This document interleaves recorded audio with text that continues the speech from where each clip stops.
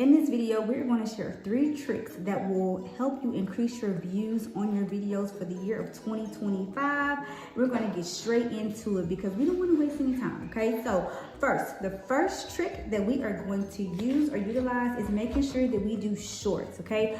Shorts, which I mean is YouTube shorts, is where you make a small little video of something, whatever it is, you utilize that to get more views, okay? Now on the shorts, you want to make sure that your shorts is about 8 seconds or shorter. Nothing longer than that, because I feel like longer shorts don't really do much unless you're doing something like cooking or doing hair or something in that genre, okay? If that makes any kind of sense when it comes to making a short, okay? I have my notepad. Okay, the second thing that and all of these tips that I'm giving today are things that I've been working on, I've been trying, and they have been working for me as a small content creator, okay? Because my goal is at the end of the year to get my numbers up. Okay, second thing that you can do is have an eye-attracting thumbnail, okay? If you're making long-form content. Now, you can also have a decent thumbnail on your shorts. You just have to make sure that you toggle around before you actually display your actual short. You can also go in there and edit the page so they can say something on the short to attract the eye, okay? Now the shorts are going to help you get more views outside of your long form content, which are videos that are typically about 8 minutes or longer, or you can do 4 to 5 minute videos, however you want to do it, okay? Just make sure that you're getting your content out there. The last thing that I'm going to share, okay, when it comes to all of these particular components is making sure that you link a video from a previous video that you already have in the description box of your video, okay? If that makes any kind of sense, okay?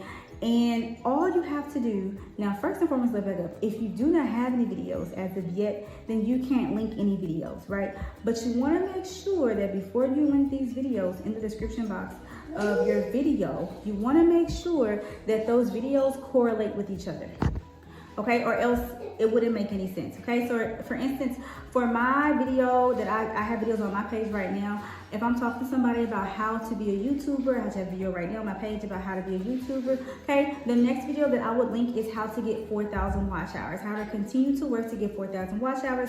That video will be linked in the description box below on another video, so that when they're done watching the video, if they decide to click further, they will see like, well, let me go watch this video, okay? What's happening is you're keeping them on your page longer. They're going to go watch another video. If they watch the video to the full length from the beginning to the end, then that counts into your watch hours.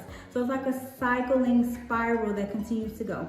Every time you add a new video, whatever it is, you want to link that video to another video that correlates to it. If you don't have a video that correlates to it, make a video that correlates to it so that you can continue to have content for your audience to watch, okay? If that makes sense. So we're going to recapture everything. The first thing that you want to make sure that you do is create YouTube shorts, okay? Just adding additional information. When you create your YouTube shorts, you do want to have some type of description or a title that'll capture the audience attention, but it also helps for YouTube to push your video through whoever your audience is. So an example of that, I love putting videos of my little Frenchie that I have on my page, and sometimes I write some descriptions, sometimes I do not. But when I do write descriptions or in the title, I get more views. When I don't, if I just drop an emoji, I don't get as many views on a video. But that's if it just depends. Like, I really don't sometimes care about it that day. Like, okay, whatever, I'm gonna do this video of my little baby boy who's sunbathing. Drop the video, I get 300 views from it. Okay, cool, right? That adds into my daily view time scale of what I want to add, if that makes sense, okay? Second thing, eye-attracting thumbnail. You want to practice this. You want to study this. You want to make sure that you understand the dynamics of creating a nice thumbnail. You want to think of a thumbnail as a book cover.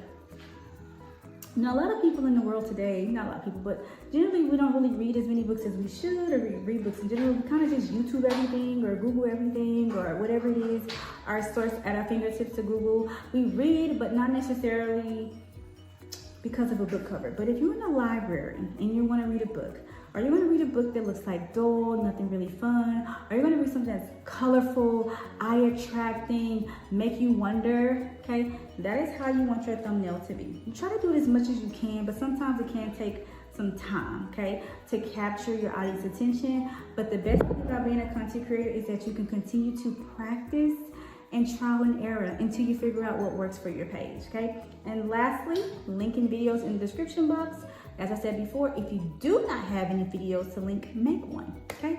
I hope you like this video. Go ahead and like, comment, share, and all those good things. Love you. Toodles.